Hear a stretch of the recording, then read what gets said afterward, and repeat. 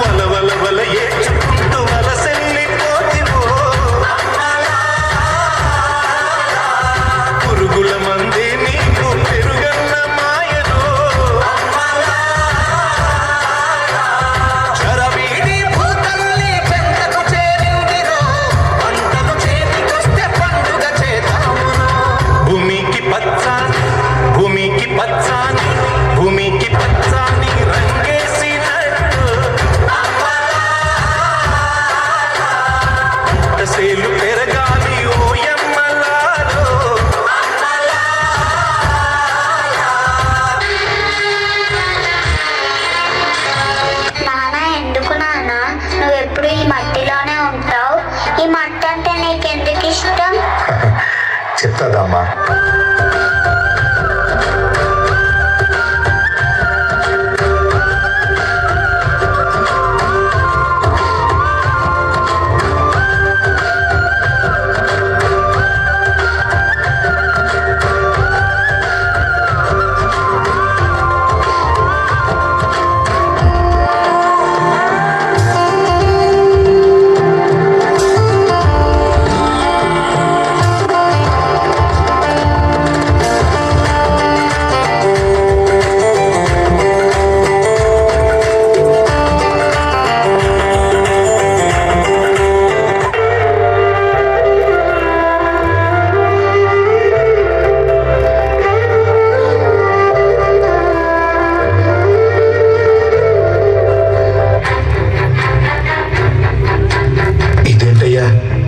గతేడాది కంటే తక్కువ ఇచ్చారు.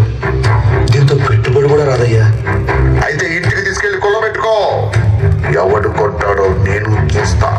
ఘోరమయ్యా ఇది. మా రైతుల నోట్లో మట్టి కొట్టి మీ కడుపులు నింపుకుంటున్నారయ్యా. ఏంట్రా నోరు లెగిస్తోంది? ఎక్కువ మాట్లాడితే ఇక్కడే నీ పాలు లెగిస్తుంది. పాలె ముందు ఎంతే వేస్తారు వరా నాకు.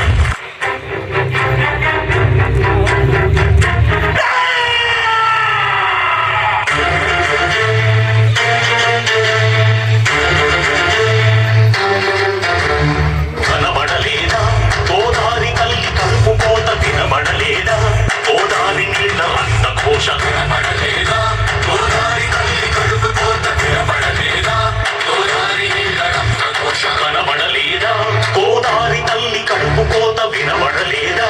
గోదారి నీళ్ళ అంత ఘోష.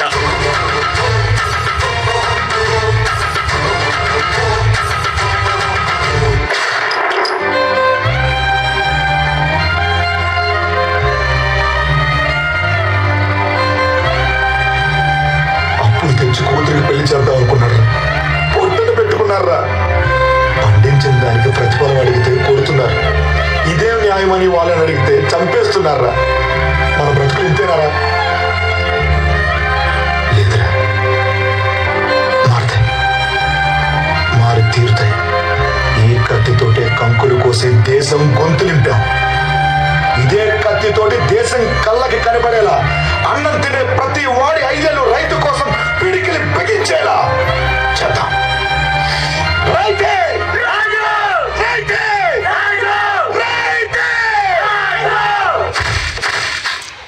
ఈ దేశంలో ప్రతి వాడికి 3 పూట్ల తిండి కావాలి బాబు. కానీ దాన్ని పండించే నాలాంటి రైతుని వాళ్ళు పట్టించుకుని దేశంలో రైతుని